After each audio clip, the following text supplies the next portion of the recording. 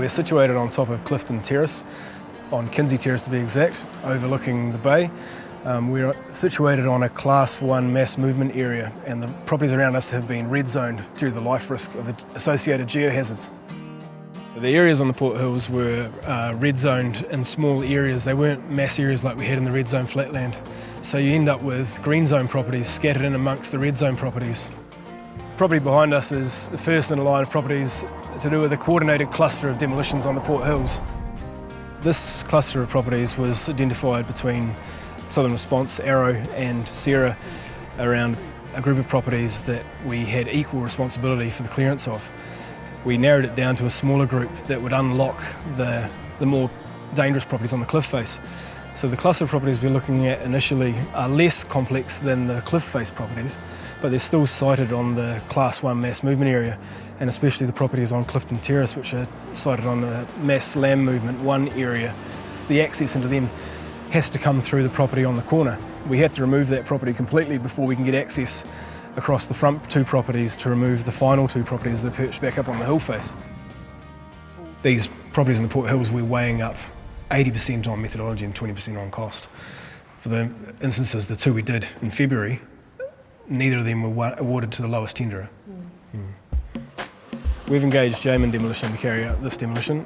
They came through to us with the best methodology for removing all the properties safely, and they were awarded the tender mainly based on methodology. So we've completed over 1,500 demolitions in the residential flatland areas, and Jamin have been a large contributor to that. They've also completed a large number of the 200 plus properties we've completed on the Port Hills to date. We've got the ramp, the access ramp we're carving in through here, so it's just going to go straight down there and back out basically. These properties all require a very high level of health and safety. We've been working on methodologies and health and safety plans with the contractors on these properties for the last 4 months. Been in multiple reviews from us and the engineers, geotechnical and structural engineers, input from Sarah. We've had to take into account the load restrictions. It's got a 3.5 tonne load restriction coming up this road. There'll be small trucks coming up to collect the debris, 6-wheeler trucks, but the excavators will have to be tracked up here from the bottom of the hill on tyres to protect the road under full traffic management. The main road coming up Clifton Terrace will be closed down to 1 lane for that duration, so there will be a lot of coordination amongst the residents. With the rainfall that happened the week before the demolition, that did cause some movements. And it also raises the risk of the mass movement, which is one of the main geotechnical risks here. It can also increase the risk of cliff collapse. Up on Kinsey Terrace, some of the cracks reopened slightly, and there were some small local failures there. We were all looking at how spongy the ground was coming into that week, but luckily we had a few northwest winds to dry out the ground.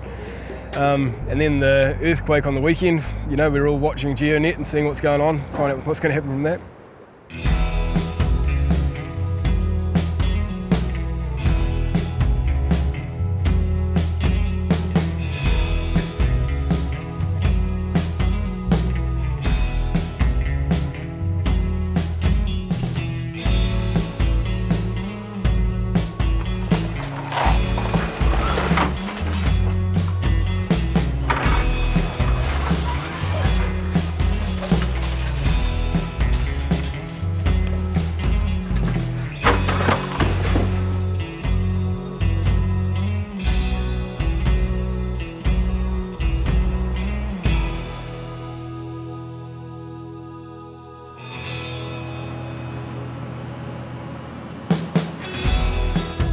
During the works, we've got 2 surveyors and 1 full-time geotechnical engineer, and they're constantly taking readings up and down the site and trying to work out if anything's moving. So far, nothing is moving, and that's promising. They monitor at regular intervals at the moment. It's normally about 30 minutes that they do 1 round of monitoring. If they start seeing movement in an area, they'll then pinpoint down to that area and start concentrating on the parts that are moving. We did a full topo survey of the area and tried to work out kind of a safe working limit where the guys can track their plant. And then during the demolition, or while they start moving across there, we're going to have the surveyors monitoring full time on that slope. Well, they're not going to be on the slope, they're going to be viewing it from a safe location and looking for any movements on that slope and making sure that the trucks can move across there safely.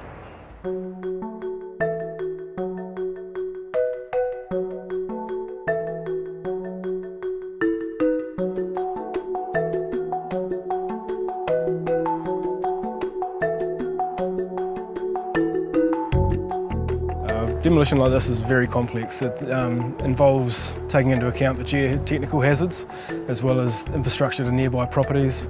There's also the associated hazards that normally come up with demolition, asbestos, structural issues, retaining wall issues, and everything's been compromised by the earthquake.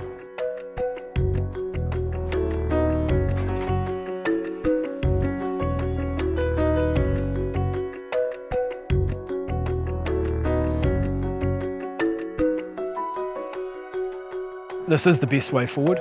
In most of the areas, especially where the high risks are, it wouldn't be economical or safe to remove them as one-off individual projects.